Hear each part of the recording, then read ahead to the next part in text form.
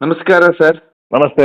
ಒಂದು ನಾನು ಇದ್ದೇನೆ ಯೂಟ್ಯೂಬ್ ಅಲ್ಲಿ ತೋರಿಸ್ಲಿಕ್ಕೆ ಬರೋದಿಲ್ಲ. ಹೆಚರ್ ಮೇಲಿದೆ, ಅದಕ್ಕೆ ಕೈ ಕಟ್ಟಿದ್ದಾರೆ ಮತ್ತೆ ಕಾಲ್ ಕಟ್ಟಿದ್ದಾರೆ. ಬೆಳತಂಗಡಿಯಲ್ಲಿ ನಡೆದಂತ ಕೊಲೆ ಪ್ರಕರಣ ಏನ್ ಸರ್ ಇದು ಕೊಲೆ ಪ್ರಕರಣ? ಯಾಕಂತ ಹೇಳಿದ್ರೆ ಬೆಳತಂಗಡಿಯಲ್ಲಿ ಈಗಾಗ್ಲೇನೆ ಸುಮಾರು ಕೇಸ್ಗಳು ಪತ್ತೆ ಆಗಿಲ್ಲ ಅನ್ನೋದರಲ್ಲೇನೆ ಇಲ್ಲಿ ಕೊಲೆಗಾರ ಸಿಕ್ಕು ಬಿಡ್ತಾರೆ. ಏನ್ ಸರ್ ಇದು? ಬೆಳ್ತಂಗಡಿ ತಾಲೂಕಿನ ಗುರುವಾಯನಗೆರೆ ಅಂತ ಹೇಳಿ ಒಂದು ಪೆನ್ಷನ್ ಪ್ಲೇಸ್ ಇದೆ. ಅದರ ಹತ್ತಿರ ರಾಷ್ಟ್ರೀಯ ಹೆದ್ದಾರಿಯ ಪಕ್ಕದಲ್ಲಿ ಒಂದು ಬಿಲ್ಡಿಂಗ್ ಕನ್ಸ್ಟ್ರಕ್ಷನ್ ಆಗ್ತಾ ಇದೆ.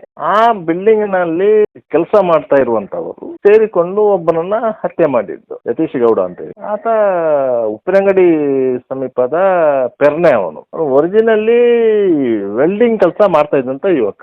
ಈಗ ಹತ್ಯೆ ಆದವನು ವೆಲ್ಡಿಂಗ್ ಕೆಲಸ ಮಾಡ್ತಾ ಇದ್ದ.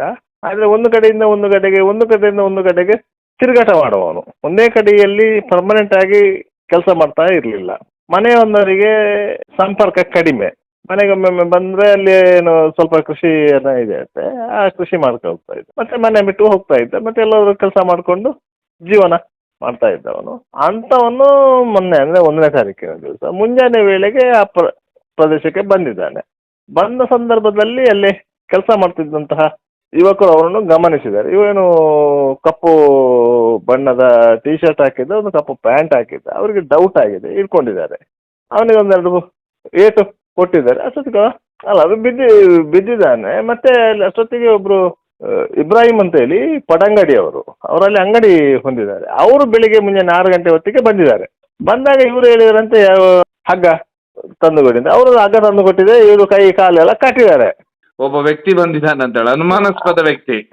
ಅನುಮಾನಾಸ್ಪದ. ಅವನು ಕೈ ಕಾಲೆಲ್ಲ ಕಟ್ಟಿದ್ದಾರೆ. ಅವನು ಕಟ್ಟಿ ಅವನು ಬಿದ್ದಿದ್ದಾನೆ. ಅಲ್ಲಿ ಬಿದ್ದಾಗ ಪೊಲೀಸರಿಗೆ ಫೋನ್ ಮಾಡಿದ್ದಾರೆ ಅವರು 112ಗೆ. ಪೊಲೀಸರು ಬಂದಾಗ ಅಪರಿಚಿತ ವ್ಯಕ್ತಿ ಸಂಶಯಾಸ್ಪದ ರೀತಿಯಲ್ಲಿ ಸಾವಿಗೀಡಾಗಿದ್ದಾನೆ ಅಂತ ಹೇಳಿ. ಯಾರು ಫೋನ್ ಮಾಡ್ತಾರೆ ಸರ್ ಪೊಲೀಸರಿಗೆ? ಇವರು ಯಾರು ಹೊಡೆದಿದ್ದಾರೆ ನೋಡಿ, ಅವರೇ ಫೋನ್ ಮಾಡಿರೋದು. ಓ, ಇದೊಂದು ಬಾರಿ ವಿಶೇಷ ಘಟನೆ ಅನಿಸ್ತಾ ಇಲ್ವಾ ಸರ್ ನಿಮಗೆ? ಯಾಕಂತಂದ್ರೆ ಅವರೇ ಫೋನ್ ಮಾಡಿದ್ರೆ ಅದು ಇಲ್ಲಿ ದಕ್ಷಿಣ ಕನ್ನಡ ಜಿಲ್ಲೆ ಅಂದ್ರೆ ಬುದ್ಧಿವಂತರಲ್ಲ, ಸ್ವಲ್ಪ ಅತಿ ಬುದ್ಧಿವಂತಿಕೆಯನ್ನು ತೋರಿಸುವುದು. ಈಗ ಫೋನ್ ಮಾಡಿದ ಕೂಡಲೇ ಅವರು ಅಪರಾಧಿಗಳಾಗೋದಿಲ್ಲಲ್ಲ, ಅವರು ದೂರುದಾರರಾಗ್ತಾರೆ ನೋಡಿ. ಆ ರೀತಿಯಾಗಿ ಅವರು ಬಿಂಬಿಸ್ಕೊಂಡಿದ್ದಾರೆ. ಅದರಿಂದಾಗಿ ಅವರು ಫೋನ್ ಮಾಡಿದ್ದಾರೆ. ಪೊಲೀಸರು ಬಂದಿದ್ದಾರೆ. ಪೊಲೀಸರು ಬಂದು ಎಲ್ಲ ಮಾಡುವಾಗ ಅವರು ಒಟ್ಟಿಗೆ ಇದ್ರು. ಹೊಡೆದವರು ಅವರೆಲ್ಲ ಅಲ್ಲೇ ಒಟ್ಟಿಗೆ ಇದ್ರು. ಪೊಲೀಸರು ಸಹಜವಾಗಿ ಡೆಡ್ ಬಾಡಿ ಅಂತ ಆದ ಕೂಡಲೇ ಯಾರ್ದು ಅಂತ ಐಡೆಂಟಿಫೈ ಮಾಡಲಿಕ್ಕೆ ಟ್ರೈ ಮಾಡ್ತಾರೆ. ಹಾಗೆ ಡೆಡ್ ಬಾಡಿ ಫೋಟೋ ತೆಗೆದು ವಾಟ್ಸಪ್ಪಲ್ಲಿ ಶೇರ್ ಮಾಡಿದ್ರು. ಮಾಡಿದ ಕೂಡಲೇ ಮೃತನ ಸಂಬಂಧಿ ಒಬ್ಬರು ಅದನ್ನು ಗಮನಿಸ್ತಾರೆ. ಮತ್ತೆ ಅವರು ಅವನ ಅಣ್ಣನಿಗೆ ಹೇಳ್ತಾರೆ ಹೀಗೆ ಆಗಿದೆ. ಅವರು ಮತ್ತೆ ನೋಡೋದು ಹೌದು ಅಂತಾಯ್ತು. ಮತ್ತೆ ಅವರು ಸಹಿತ ಸ್ಪಾಟಿಗೆ ಬರ್ತಾರೆ. ಮನೆಯವರು ಬಂದು ಐಡೆಂಟಿಫೈ ಮಾಡ್ತಾರೆ ಬಾಡಿ ಯತೀಶ್ ಅಂತ ಹೇಳಿ. ಆದ್ರಿಂದಾಗಿ ಪೊಲೀಸರು ಅವರಿಂದಲೇ ಕಂಪ್ಲೇಂಟ್ ತಗೊಂಡು ಅದು ಕೇಸ್ ರಿಜಿಸ್ಟರ್ ಮಾಡ್ತಾರೆ, ಮರ್ಡರ್ ಕೇಸ್. ಯಾಕಂದ್ರೆ ಮೇಲ್ನೋಟ ಗೊತ್ತಾಗಿದೆ ಅವ್ರಿಗೆ ಹೊಡೆದು ಬಡ್ದು ಮಾಡಿದ್ದು. ಅಂದ್ರೆ ಹೊಡೆದವ್ರು ಯಾರು ಅಂತ ಗೊತ್ತಾಗಬೇಕಂತ ಹೇಳಿ ಅಲ್ಲಿ ಹತ್ತಿರ ಇದ್ದ CC ಕ್ಯಾಮರಾಗಳನ್ನ ಪರಿಶೀಲನೆ ಮಾಡ್ತಾರೆ. ಅಷ್ಟೊಂದು ಯಾರು ಪೊಲೀಸರಿಗೆ ಮಾಹಿತಿ ಕೊಟ್ಟಿದ್ದಾರೋ, ಅಲ್ಲಿವರೆಗೆ ಪೊಲೀಸರ ಮಹಾಜರ ಪ್ರಕ್ರಿಯೆಗಳಲ್ಲಿ ಭಾಗವಹಿಸ್ತಾ ಇದ್ರ ಅವರೇ ಹೊಡೆದದ್ದು ಅಂತೇಳಿ ಕನ್ಫರ್ಮ್ ಆಗುತ್ತೆ. ಸೊ ಅಂದ್ರೆ ಎಂಟೈರ್ ಏನಲ್ಲಿ ಮಹಾಜರು ಕಂಪ್ಲೇಂಟ್ ಕೊಟ್ಟು ಮಹಾಜರ್ ಆಗುವವರೆಗೂ ಪೊಲೀಸರು ಒಟ್ಟಿಗೆ ಇರ್ತಾರೆ. ಇವರು ಒಟ್ಟಿಗೆ ಇರ್ತಾರೆ. ಇದೊಂದು ವಿಶೇಷ ಕೇಸ್ ಅನ್ಸೋದಿಲ್ವಾ ಸರ್? ಇಬ್ರಾಹಿಂ ಅವರು ಅಲ್ಲಿ ಪಕ್ಕದ ಅಂಗಡಿಯಲ್ಲಿ ಇರ್ತಾರೆ, ಅವ್ರದ್ದೇ ಅಂಗಡಿ ಅದು. ಒಟ್ಟಿಗೆ ಇರ್ತಾರೆ. ಸೊ ಇದೊಂದು ವಿಶೇಷ ಕೇಸ್ ಅನ್ಸೋದಿಲ್ವಾ ನಿಮಗೆ? ವಿಶೇಷ ಅಂತಲ್ಲ, ಬುದ್ಧಿವಂತಿಕೆ ಕೇಸು ಮಾಡಿ ಅದರಿಂದ ತಪ್ಪಿಸಿಕೊಳ್ಳುವಂತ ಪ್ರಯತ್ನ. ಸೊ ಅದಾದ್ಮೇಲೆ ಪೊಲೀಸರು ಆ ನಂತರ ಇದ್ರ ಮೇಲೆ ಗಾಯದ ಗುರುತು ನೋಡೇ ಪೊಲೀಸರಿಗೆ ಗೊತ್ತಾಗುತ್ತೆ ಇದು ಇದಾಗಿದೆ ಅಂತ ಹೇಳಿ, ಕೊಲೆ ಆಗಿದೆ. ಕೈ ಕಾಲು ಕಟ್ಟಿದ್ರಲ್ಲ, ಕಟ್ಟಿ ಒಬ್ಬನ ಡೆಡ್ ಬಾಡಿ ಇದೆ ಅಂತಾದ್ರೆ ಅದು ಮೇಲ್ನೋಟಕ್ಕೆ ಕನ್ಫರ್ಮ್ ಆಗುತ್ತೆ ಇದು ಕೈಕಾಲು ಗಟ್ಟಿ ಹೊಡೆದಿದ್ದಾರೆ, ಅದರಿಂದ ಸತ್ತಿದ್ದಾನೆ ಅಂತ ಹೇಳಿ. ಅದಕ್ಕೆ ಪೋಸ್ಟ್ ಮಾರ್ಟಮ್ ಮಾಡಿದ ಡಾಕ್ಟರ್ ಹೇಳ್ಬೇಕಂತ ಏನಿಲ್ಲ. ಪೊಲೀಸರಿಗೆ ಸೂಕ್ಷ್ಮ ಅರ್ಥ ಆಗುತ್ತೆ ಇದು ಏನಾಗಿರ್ಬೋದು ಅಂತ ಹೇಳಿ. ಆ ನಂತರ ಪತ್ತೆ ಆಗೋದು ಹೇಗೆ ಸರ್? ಆಯ್ತು, ಅದ ನಂತರ ಪೊಲೀಸರು ಏನ್ ಮಾಡ್ತಾರೆ ಅಂತ ಹೇಳಿದ್ರೆ ಮತ್ತೆ ಅಲ್ಲಿ CCTVಗಳನ್ನ ಪರಿಶೀಲನೆ ಮಾಡ್ತಾರೆ. ಪರಿಶೀಲನೆ ಮಾಡಿದಾಗ ಅವರನ್ನ ತಡೆಯುವುದು, ಇಬ್ರು ಅಲ್ಲೇ ಮಾಡುವುದು, ಅವರು ಬಿದ್ದಾಗ ಇದೆಲ್ಲ ಕಟ್ಟುವುದು ಎಲ್ಲವೂ ಇದೆ ಅದರಲ್ಲಿ. ಕಂಪ್ಲೇಂಟ್ ಕೊಡೋರು ಅಬ್ಸರ್ವ್ ಮಾಡಿಲ್ವಾ ಸರ್ CCTV ಇದೆ ಅಂತ ಹೇಳಿ? ಅಲ್ಲ ಸರ್, ಅವರಲ್ಲ, ಈ 112 ಫೋನ್ ಮಾಡಿದವ್ರು ಗೊತ್ತಿಲ್ಲ. 112ಗೆ ಫೋನ್ ಮಾಡಿದ್ರು, CCTV ಅಬ್ಸರ್ವ್ ಮಾಡ್ತಾರೆ ಅಂದ್ರೆ ಗೊತ್ತಿರಲಿಲ್ಲ. ಯಾಕಂದ್ರೆ ಅವರು ಹೇಗೂ ಮಾಡಿ ಹೊಡೆದಾಗಿದೆ, ಅವ್ರು ಸತ್ತಾಗಿದೆ. ಪೊಲೀಸರಿಗೆ ಗೊತ್ತಾಗಿ ಪೊಲೀಸರು ಬಂದು ಇನ್ವೆಸ್ಟಿಗೇಷನ್ ಮಾಡುವಾಗ ಹೇಗೂ ಸಿಕ್ಕಿ ಬೀಳ್ತೇವೆ ಅಂತ ಆಗ್ತದೆ. ಅದಕ್ಕೆ ಅವ್ರು ಏನು ಮಾಡಿದ್ರು ಅಂತ ಹೇಳಿದ್ರೆ ನಾವೊಂದು ತಪ್ಪಿಸಿಕೊಳ್ಳೋಣ, ನಾವು ಪೊಲೀಸರಿಗೆ ಒಂದು ಹೇಳುವ ಅಂತ ಹೇಳಿ ಪೊಲೀಸರಿಗೆ ಹೇಳಿದ್ದಾರೆ. ಯಾರೋ ಮಾಡಿದ್ದಾರೆ ಅಂತ ಭಾವಿಸ್ಲಿ ಅಂತ ಹೇಳಿ, ಯಾರೋ ಮಾಡಿ ಹೋಗಿದ್ದಾರೆ ರಾತ್ರಿ ಅಂತ ಹೇಳಿ ಭಾವಿಸ್ಲಿ ಅಂತ ಹೇಳಿ ಅವರು ಆ ರೀತಿಯ ಬುದ್ಧಿವಂತಿಕೆಯನ್ನು ಪ್ರಯೋಗ ಮಾಡಿದ್ದಾರೆ. ಯಾಕಂದ್ರೆ ಬೆಳ್ತಂಗಡಿ ಭಾಗದಲ್ಲಿ ಈ ರೀತಿ ಸುಮಾರು ಘಟನೆಗಳು ನಡೆದಿದಾವನ್ನೋದು, ಅದರಲ್ಲಿ ವಿಶೇಷವಾಗಿ ನಿಮ್ಗೆ ಗೊತ್ತಿರ್ಬೋದು, ಸುಮಂತ್ ಹತ್ಯೆ ಕೇಸ್ನಲ್ಲಿ ಇವತ್ತಿನವರೆಗೂ ಆರೋಪಿಗಳು ಪತ್ತೆ ಆಗಿಲ್ಲ. ಪೊಲೀಸರ ಇನ್ವೆಸ್ಟಿಗೇಷನ್ ಮೆಥಡ್ ಈಗ ಹೇಗಿದೆ ಅಂತ ಹೇಳಿದ್ರೆ, ಒಂದಾ CCTV, ಇಲ್ಲದ್ರೆ ಫಿಂಗರ್ ಪ್ರಿಂಟ್ಸ್, ಬಿಟ್ರೆ ಪೊಲೀಸರಿಗೆ ಮೂರನೇ ಅಂಶವನ್ನ ಅವರು ತನಿಖೆಗೆ ಗಮನಿಸುವುದಿಲ್ಲ. ಅಲ್ಲ, ಕಾರಣ ಏನಂತ ಹೇಳಿದ್ರೆ ಅವರ ಟ್ರೈನಿಂಗ್ ಅಲ್ಲಿ ಅವರಿಗೆ ಕೆಲವೊಂದು ಪಾಠಗಳಿರ್ತದೆ. ಆ ಪಾಠಗಳನ್ನ ಅವರು ಸರಿಯಾಗಿ ಮನನ ಮಾಡ್ಕೊಂಡಿಲ್ಲ ಅಂತ ಹೇಳಿ. CCTV ಇಲ್ಲದಂತ ಸಂದರ್ಭದಲ್ಲಿ ಕ್ರೈಮ್ ಪ್ರಕರಣಗಳನ್ನು ಪೊಲೀಸರು ಪತ್ತೆ ಹಚ್ಚಲಿಲ್ವಾ? ಅದು ಅವರವರ ಜಾಣ್ಮೆ, ಅವರ ತಾಳ್ಮೆ, ಇದೆಲ್ಲ ಅದರಲ್ಲಿ. ಆದ್ರಿಂದಾಗಿ ಕೂಲಂಕಷವಾಗಿ ಒಬ್ಬನನ್ನ ಪ್ರಶ್ನೆ ಮಾಡುವಂತಹ ಒಂದು ತಾಳ್ಮೆ ಇರಬೇಕು. ಅಂತ ತಾಳ್ಮೆ ಇಲ್ಲ.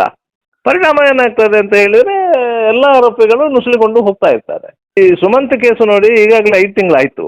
5 ತಿಂಗಳಾದ್ರೂ ಒಂದು ಕ್ಲೂ ಪತ್ತೆ ಆಗ್ಲಿಕ್ಕೆ ಒಂದು ಸುಳಿವನ್ನು ಪತ್ತೆ ಆಗ್ಲಿಕ್ಕೆ ಸಾಧ್ಯ ಆಗಲಿಲ್ಲ. ಪೊಲೀಸ್ ಆರಂಭದಲ್ಲಿ ಸ್ಥಳೀಯರು ಹೇಳಿದ್ರು, ಒಂದು ಬೈಕ್, ಒಂದು ರಿಕ್ಷಾಕ್ಕೆ ಒಂದು ಬೈಕ್ ಗುದ್ದು ಬೈಕ್ ಓಡಿತ್ತು ಅಂತೇಳಿ. ಪೊಲೀಸರು ಬೈಕಿನ ಹಿಂದೆ, ರಿಕ್ಷಾದ ಹಿಂದೆ ಹೋದ್ರು. ಬೈಕು ಸಿಕ್ಕಿತ್ತು, ರಿಕ್ಷಾವು ಸಿಕ್ಕಿತ್ತು. ಅದಕ್ಕೂ ಇದಕ್ಕೂ ಸಂಬಂಧ ಇಲ್ಲ ಅಂತ ಆಯ್ತು. ತದನಂತರ ಆಯ್ತು, ಅಲ್ಲಿ ಮೂರು ಟವರ್ ಇದೆ ಅಂತ ಹೇಳಿ ಆ 3 ಟವರ್ ಲೊಕೇಶನ್ ಡಂಪ್ ಮಾಡಿದ್ರು. ಅದರಲ್ಲಿ ಒಂದು 10-50 ನಂಬರ್ಗಳು ಸಿಕ್ತು.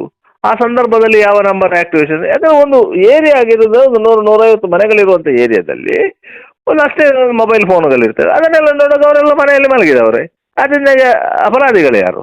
ಆಯ್ತಾ, ಪೋಸ್ಟ್ ಮಾರ್ಟಮ್ ಮಾಡಿಸಿದ್ದಾರೆ, ಪ್ರಾಥಮಿಕ ವರದಿ ಬಂದಿದೆ, ತಲೆ ಭಾಗಕ್ಕೆ ಬಿದ್ದಂತ ಏಟಿನಿಂದ ಮೃತಪಟ್ಟಿದ್ದಾರೆ ಅಂತ ಆಗಿದೆ. ತದನಂತರ ಅದರ ಕೆಲವೊಂದು ಅಂಗಾಂಗಗಳನ್ನ FSL ಪರೀಕ್ಷೆ ಕಳಿಸಿದ್ದಾರೆ. FSL ಇಂದ ರಿಪೋರ್ಟ್ ಬಂದಿಲ್ಲ. ಸೊ ಕೂತಿದ್ದಾರೆ. ಸೊ ಕೊಲೆಗಾರ ಯಾರಂತ ಇನ್ನುವರೆಗೂ ಪತ್ತೆ ಆಗಿಲ್ಲ. ಕೊಲೆಗಾರ ಯಾರಂತ ಇವತ್ತಿನವರೆಗೂ ಪತ್ತೆ ಆಗಲಿ. ಪೊಲೀಸರು FSL ರಿಪೋರ್ಟ್ ಬರಲಿ ಅಂತ ಹೇಳ್ತಾರೆ. FSL ರಿಪೋರ್ಟ್ ಇನ್ನೊಂದು 2 ತಿಂಗಳು ಕಳೀಬಹುದು. ಕಳೆದ ಮೇಲೆ ಪುನಃ ಇನ್ವೆಸ್ಟಿಗೇಷನ್ ಮಾಡ್ತಾರ. ಕೆಲವು ದಿನಗಳ ಹಿಂದೆ ಬೆಳ್ತಂಗಡಿ ಸಿಟಿ ಒಳಗೆ ನಗರ ಮಧ್ಯದಲ್ಲಿ ಒಂದು 7-8 ಕಡೆಗಳಲ್ಲಿ ಕಳ್ತನ ಆಯ್ತು ಒಂದೇ ದಿನ ರಾತ್ರಿ. ವಕೀಲರ ಕಚೇರಿ, ಬೇರೆ ಬೇರೆ ಕಚೇರಿಗಳು, ಎಲೆಕ್ಟ್ರಾನಿಕ್ಸ್ ಅಂಗಡಿ, ಈ ರೀತಿಯಾಗಿ ಕಳ್ತನ ಆಯ್ತು. ಅಲ್ಲಿ ರಾತ್ರಿ ನೈಟ್ ಬೀಟ್ ಮಾಡಿರ್ಲಿಲ್ಲ ಪೊಲೀಸರವರು. ನೈಟ್ ಬೀಟ್ ಅಂತ ಒಂದು ಇದ್ದೇ ಇರ್ತದಲ್ಲ ಪೊಲೀಸರಿಗೆ, ಸ್ಟೇಷನ್ ಪಕ್ಕದಲ್ಲಿ. ಅಷ್ಟು ಸರಣಿ ಕಳ್ಳತನ ಆಗ್ತದೆ ಅಂತಂದ್ರೆ ಆರೋಪಿಗಳು ಪತ್ತೆ ಆಗಿಲ್ವಾ ಸರ್? ಆರೋಪಿಗಳು ಪತ್ತೆ ಆಗಿಲ್ಲ. ಆರೋಪಿಗಳು ಪತ್ತೆ ಆಗಿರೋದಕ್ಕೆ ಫಿಂಗರ್ ಪ್ರಿಂಟ್ಸ್ ಸಿಗ್ಲಿಲ್ಲ ಅಂತ ಹೇಳ್ತಾರೆ. ಫಿಂಗರ್ ಪ್ರಿಂಟ್ಸ್ ಸಿಗ್ಲಿಲ್ಲ, ಕಳ್ಳ ಸಿಗುವಾರ್ದ? CCTV ಇದೆ, CCTVಯಲ್ಲಿ ಮುಖಚಾರ ಪತ್ತೆ ಆಗಲಿಲ್ಲ ಅಂತ ಹೇಳ್ತಾರೆ. ಈಗ ಉಪ್ಪಿನಗಡಲ್ಲಿ ಒಂದು ಕಳ್ಳತನ ಆಗಿದೆ, ಅದರಲ್ಲಿ ಒಂದು CCTV ಫುಟೇಜ್ ಸಿಕ್ಕಿದೆ, ಒಬ್ಬನ ಐಡೆಂಟಿಫೈ ಆಗಿದೆ, ಕೇರಳದವನು ಅಂತ ಹೇಳಿ. ಅವರನ್ನು ಪತ್ತೆ ಹಚ್ಚೋ ಪ್ರಯತ್ನ ಆಗಲಿಲ್ಲ. ಅದಕ್ಕೂ ಇದಕ್ಕೂ ಲಿಂಕ್ ಇರ್ಬೋದು ಅಂತ ಸಂಶಯಗಳಿವೆ. ಪತ್ತೆ ಹಚ್ಚು, ಐಡೆಂಟಿಫೈ ಮಾಡಬೇಕು, ಮತ್ತೆ ಪತ್ತೆ ಹಚ್ಚಬೇಕಲ್ಲ, ಹಿಡಿಬೇಕಲ್ಲ. ಸೊ ಪತ್ತೆ ಆಗಿಲ್ಲ, ಅದು ಸಹ ಪತ್ತೆ ಆಗಲಿಲ್ಲ. ಸೊ ಒಟ್ಟಾರೆಯಾಗಿ ಸರ್, ಕೊನೆಯದಾಗಿ ಈ ಕೇಸಿನಲ್ಲಿ ಸಮಯ ಪ್ರಜ್ಞೆಯಿಂದ CCTV ಚೆಕ್ ಮಾಡಿದಕ್ಕೆ ಆರೋಪಿಗಳು ಸಿಕ್ಕಿದ್ದಾರೆ. ಅದು ಈಗ ಕಳ್ಳರಿಗೂ ಗೊತ್ತಾಗಿದೆ. CCTVಯನ್ನು ಸುಲಿಗೆ ಗಮನಿಸಬೇಕು. ಒಂದು ವೇಳೆ CCTV ಇದ್ದರೆ CCTVಯನ್ನು ಆಳುಗಡಬೇಕು ಮತ್ತು ಅದರ DVR ಅನ್ನು ಎತ್ತುಕೊಂಡು ಹೋಗಬೇಕು. ಫಿಂಗರ್ ಪ್ರಿಂಟ್ಸ್ ಸಿಗಬಾರ್ದು, ಕೈಗವಚು ಹಾಕಬೇಕು. ಆದ್ರೆ ಇಷ್ಟು ಮಾಡಿದ್ರೆ ಪೊಲೀಸರು ನಮ್ಮನ್ನು ಹಿಡಿಲಿಕ್ಕೆ ಸಾಧ್ಯ ಇಲ್ಲ ಅಂತೇಳಿ. ಆದ್ರೆ ಈ ಕೇಸಲ್ಲಿ ವಿಚಿತ್ರ ಅಲ್ಲ ಸರ್, ಅವರು ಗಮನಿಸಲಿಲ್ಲ ಅಷ್ಟೇ, ಕೊಲೆಗಾರ ಸಿಕ್ಕಲ್ಲ. ಯಾಕಂತ ಹೇಳಿದ್ರೆ ಅವರು ಯಾರು ಪ್ರೊಫೆಷನಲ್ ಕ್ರಿಮಿನಲ್ಗಳಲ್ಲ, ಆಕಸ್ಮಿಕವಾಗಿ ಆಗಿ ಹೋದಂತ ಘಟನೆ. ಇದೇನು ಉದ್ದೇಶಪೂರ್ವಕವಾಗಿ ಮಾಡಿದ್ದು ಅಲ್ಲ. ಆದ್ರಿಂದಾಗಿ ಅವರು CCTV ಗಮನಿಸಲಿಲ್ಲ, ಅದರಿಂದಾಗಿ ಸಿಕ್ಕಿ ಬಿದ್ರು ಅಷ್ಟೇ. ಸೊ ಒಟ್ಟಾರೆಯಾಗಿ ಒಂದು ವಿಚಿತ್ರ ಪ್ರಕರಣ ಅಂತೀರಾ. ಕಂಪ್ಲೇಂಟ್ ಕೊಟ್ಟವರೇ ಕೊಲೆಗಾರ ಆದಂತ ಕತೆ ಅಂದ್ರೆ ಈ ಕೇಸಲ್ಲಿ ಬರುತ್ತೆ. ಹೌದು, ಯಾರು ಪೊಲೀಸರಿಗೆ ಮಾಹಿತಿ ಕೊಟ್ಟರು ಅವರೇ ಕೊಲೆಗಾರರಾಗಿರೋದು. ಸರ್, ಒಟ್ಟು ಎಷ್ಟು ಜನರು ಬಂಧನವಾಗಿದೆ ಸರ್ ಈ ಕೇಸಲ್ಲಿ? 3 ಮಂದಿ ಬಂಧನ ಆಗಿದೆ. ಸೊ ಈ ವ್ಯಕ್ತಿ ಮಧ್ಯರಾತ್ರಿ 3 ಗಂಟೆಗೆ ಬರ್ತಾನೆ. ಇವರು ಸಂಶಯದಲ್ಲಿ ಅವರನ್ನು ಹಿಡಿತಾರೆ, ಬಡಿತಾರೆ, ಇವರೇ ಪೊಲೀಸರಿಗೆ ಮಾಹಿತಿ ಕೊಡ್ತಾರೆ. ಆ ನಂತರ CCTVಯಿಂದ ಇವರು ಸಿಕ್ಕಾಕೊಳ್ತಾರೆ. ಸೊ ಒಟ್ಟಾರೆಯಾಗಿ ಅಂತ ಹೇಳಿದ್ರೆ ಈಗ ಎಲ್ಲರನ್ನು ಬಂಧಿಸಿ ಪೊಲೀಸರು ಇದಕ್ಕೆ ತಗೊಂಡೋಗಿದ್ದಾರೆ, ಕಸ್ಟಡಿಗೆ ತಗೊಂಡಿದ್ದಾರೆ. ಒಂದು ವೇಳೆ ಈ ಕೇಸು ಏನಾದ್ರೂ CCTV ಇಲ್ಲ ಅಂದ್ರೆ ಪತ್ತೆ ಆಗದ ಪ್ರಕರಣವಾಗ್ತಿತ್ತು. ಖಂಡಿತವಾಗಿಯೂ ಇದು CCTV ಇಲ್ಲ ಅಂತ ಹೇಳಿದ್ರೆ ಸತ್ತವ ಯಾರಂದ್ರೂ ಐಡೆಂಟಿಫೈ ಮಾಡ್ತಾ ಇರ್ಲಿಲ್ಲ ಇವರು, ಮತ್ತೆ ಕೊಂದವ ಯಾರಂದ್ರೂ ಐಡೆಂಟಿಫೈ ಮಾಡ್ತಾ ಇರ್ಲಿಲ್ಲ. ಸೊ ಒಟ್ಟಾರೆಯಾಗಿ CCTVಯಿಂದ ಈ ಪತ್ತೆ ಪ್ರಕರಣವಾಯಿತು ಅಂತೀರಾ? ಹೌದು, CCTVಯಿಂದಾಗ್ಲಿ ಕೇಸು ಪತ್ತೆ ಆಯ್ತು. ಫೋಟೋ ಮತ್ತು ವಾಟ್ಸಾಪ್ನಿಂದಾಗಿ ಮೃತರ ಗುರುತು ಪತ್ತೆ ಆಯ್ತು. ಸೊ CCTVಯಿಂದ ಕೇಸ್ ಪತ್ತೆ ಆಯ್ತು ಅಂತೀರಾ? ಹೌದು, ಖಂಡಿತ.